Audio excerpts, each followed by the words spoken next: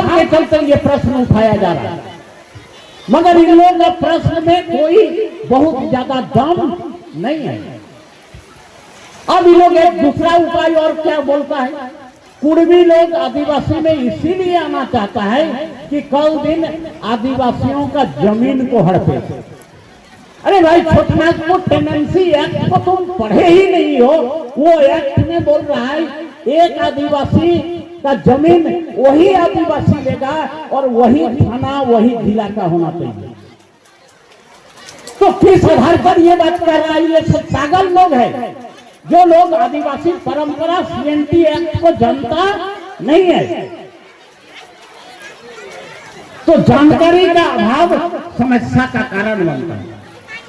और आप लोगों को इसीलिए बुलाया गया है आज कि ये सब जानकारी खास करके पढ़े लिखे लोग सुन करके निर्णय लें। और जो भी मैं किताब का रेफरेंस दिया हूं वो रेफरेंस को पढ़ने का कोशिश करें। आपको जान करके आश्चर्य हुआ, हमारे यहाँ के लड़कियां या लड़के एमए कर रहे हैं, मगर एमए कर लेने के बावजूद आपको जानते हैं एक लड़की उत्तर प्रदेश की रहने वाली है, वो मुस्लिम लड़की है, इस्लाम पंथ को मानने वाली लड़की है, और वो बोल रही है कि कुर्मी आदिवासी है और इनकी भाषा कुड़माली एक ट्राइबल लैंग्वेज है। अब बताइए, कुर्मी लोग नहीं जान रहा है इसको। एक मुसलमान लड़की, वो भी उत्तर प्रदेश की, वो रिसर्च करके फाइंडिंग में निकाल करके पब्लिश की पेपर। तो आपके लिए मुसलमान चिंतित है, आपके लिए अखिलेश श्रीवास्तव जो एक कायस्थ आदमी है उत्तर प्रदेश, वो कोर्ट में लड़ रहा है, जिनका जानते हैं एक हियरिंग का फीस इतना है। व्यक्तिगत बात नहीं करना चाहिए। कुर्मी लोग अगर सब संपत्ति बेच भी देगा तो उनका फीस नहीं दे सकता है, मगर वो आदमी बिना कोई फीस लेकर के कुर्मी के लिए हाईकोर्ट में लड़ रहा है। इसीलिए अभी कुछ दिन पहले जितना भी आदिवासी लोग थे वो लोग बोल रहे हैं क्या अखिलेश श्रीवास्तव पागल आदमी है और इसको कांके हॉस्पिटल में भर्ती करना चाहिए हम लोग, और कुर्मी लोगों को गुमराह कर रहा है। और ये कुर्मी लोगों को या आदिवासी के बारे में इसको कोई जानकारी नहीं है। मगर इतना होने के बावजूद हम लोग चूंकि सरकारी आदमी हैं, उनके विरुद्ध में डायरेक्ट हम लोग बात नहीं कर सकते हैं, मगर कुर्मियों के बारे में कोई आदमी अखिलेश जी के साथ खड़ा नजर नहीं आया। इस बात पर बहुत जगह दुख लगता है। उस जगह पर कहना पड़ जाता है जो लोग एमए, एमएससी, एमकॉम, एलएलबी किए हैं, उन लोग कहाँ सोए हुए हैं, तो उन लोगों को हम लोगों को जगाना पड़ेगा। अब एक क्वेश्चन उठता है, हम लोग कहते हैं अपने आप को हम लोग हिंदू हैं, और 1992 में भारत का सुप्रीम कोर्ट ये निर्णय दे चुका है कि हिंदू कोई धर्म नहीं है बल्कि ये एक जीवन शैली है। तो जब ये हिंदू धर्म ही नहीं है तो फिर आप अपने आप को कैसे हिंदू कह रहे हैं? और हिंदू शब्द को कभी नेट आप लोगों के पास, सबके पास है, नेट में आप लोग देख लीजिएगा हिंदू शब्द का अर्थ क्या होता है। और जिस दिन आप लोग ये शब्द का अर्थ को समझ लेंगे उस दिन से कोई आदमी अपने को हिंदू नहीं कहेगा। अब ये लोग आगे चल करके क्या कहना शुरू किया, हम हिंदू नहीं सनातन हैं, सनातन धर्मावलंबी। अरे पूरे वेद में, उपनिषद में, पुराण में, महाकाव्य में कोई भी जगह हिंदू शब्द का प्रयोग नहीं हुआ है, और कोई भी किताब में सनातन शब्द का भी प्रयोग नहीं हुआ है। सनातन शब्द का प्रयोग धम्मपिटक नाम का किताब में हुआ है, जो बुद्ध के द्वारा लिखा गया था, बुद्ध के अनुयायियों के द्वारा। और सनातन धर्म का विशेषता क्या है? बैर से बैर दूर नहीं होता है। बैर को दूर करना है तो अबैर के साथ पेश आना पड़ेगा। अगर कोई आदमी मारा पीटी में उतर गया है तो उसको मारा पीटी से उस समस्या का समाधान कभी नहीं होगा। उसको माथा को पलटना पड़ेगा कि जो तुम मारा पीटी कर रहे हो ये गलत कर रहे हो। उसी को कहा जाता है सनातन। और आश्चर्य लगता है जब हम लोग ये सब किताब को जब पढ़ते हैं, तब वो किताब जब पढ़िएगा तो आप हम कहेंगे यहाँ हमारे मुखिया जी हैं आए हुए हैं यहाँ से विष्णुगढ़। मेरे घर में गए थे उस समय उनको हमने कहा गीता को निकालिए सर थोड़ा और श्लोक नंबर लिखिए। और उसमें क्या बताया जा रहा है। अभी कहा गया हम लोगों को नेगाचर और एक कहा गया दाहिनाचर।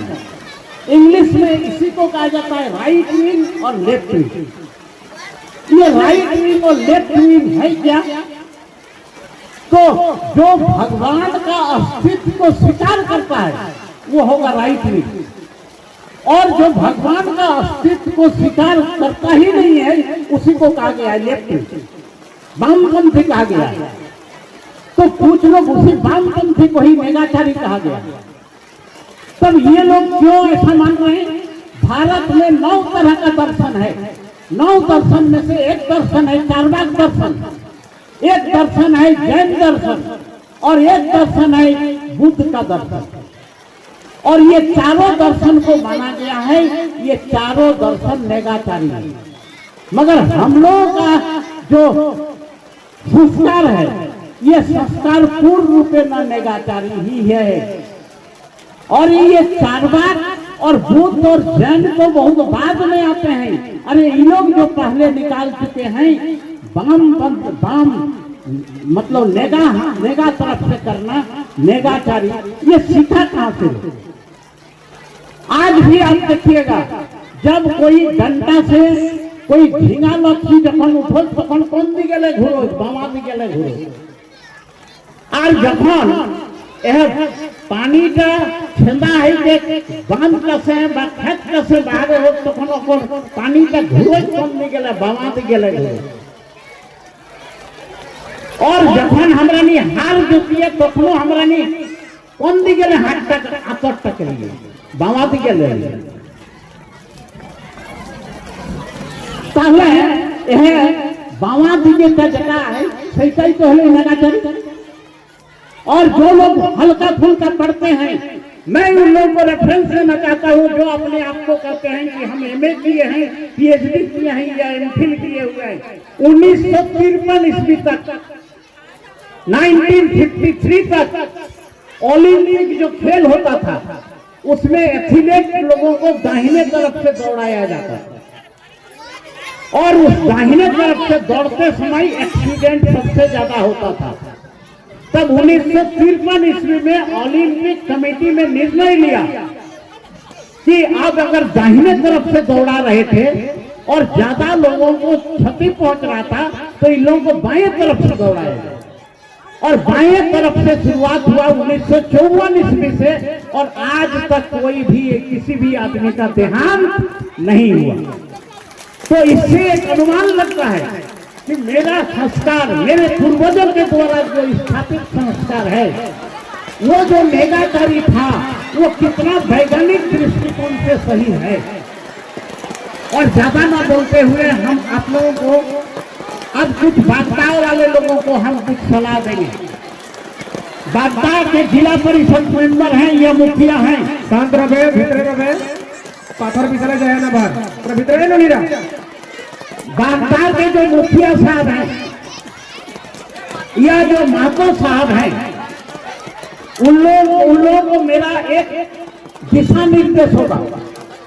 आप लोग जाइएगा रजिस्ट्री ऑफिस धनबाद और उसमें आप गैर आबाद जमीन का आप लोग खाली मांगिएगा सर्टिफाइड कॉपी हमको दिया जाएगा।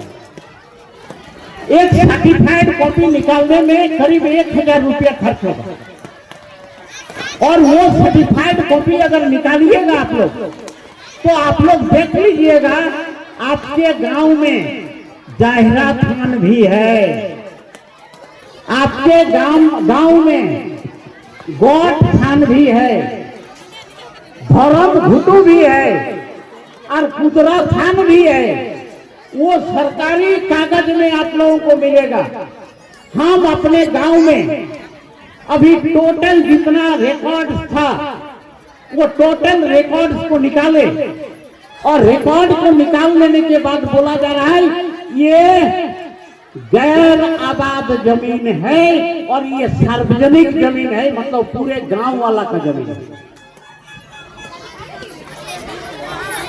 अच्छा, जिसमें गैर आबाद है और गांव वाला का जमीन नहीं है, क्लेम नहीं किया लोग, तो उसको कहा गया जीएम लैंड, मतलब गैर मजरूआ जमीन। गैर मजरूआ जमीन का मतलब क्या हुआ? ये जमीन पर कोई भी आदमी क्लेम नहीं कर सकता है कि मेरा है। दूसरा जमीन क्या हो रहा है? गैर आबाद जमीन। और गैर आबाद जमीन का परिभाषा क्या दे रहा है सरकार? वो गैर आबाद जमीन का देख रहा है ये पूरे गांव वाला का जमीन है और ये टैक्स फ्री जमीन है और उस जमीन का उपयोग सब गांव वाले मिल करके करेंगे। और वही जमीन है आपका कुदरा थान है, वही जायरा थान है, वही धर्म थान है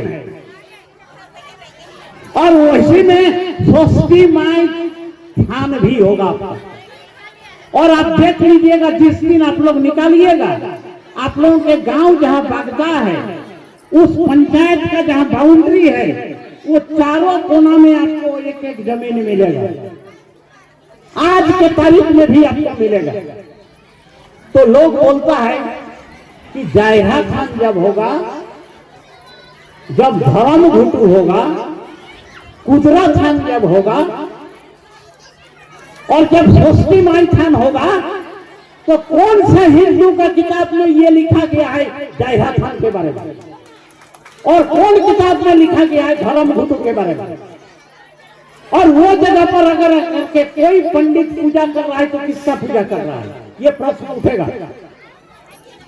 कारण उसके डिक्शनरी में विष्णु का है, गणेश का है, शिव का है, मगर क्या धर्म घुटू या जायरा थान में क्या हम लोगों का वो देवता कोई है? अगर नहीं है तो फिर वहां आकर के कैसे किस हिसाब से कह रहा है? अरे अगर साउथाल का जायरा थान है तो कुर्मी का भी जायरा थान है, उसका अगर धर्म घुटू है तो कुर्मी का भी धर्म घुटू है, उसका अगर सोसाइटी थान है तो मेरा भी सोसाइटी थान है, उसका अगर कुदरा थान है तो मेरा भी कुदरा थान है। कौन हिसाब से कह देता है कुर्मी आदिवासी नहीं है? और अगर कोई आदिवासी बोल रहा है ये बात, इसका मतलब वो बिल्कुल पढ़ा नहीं है और सामाजिक रीति रिवाज के बारे में उसको जानकारी नहीं है। वैसे आदमी को दोबारा यूनिवर्सिटी में एडमिशन लेकर के पढ़ना पड़ेगा।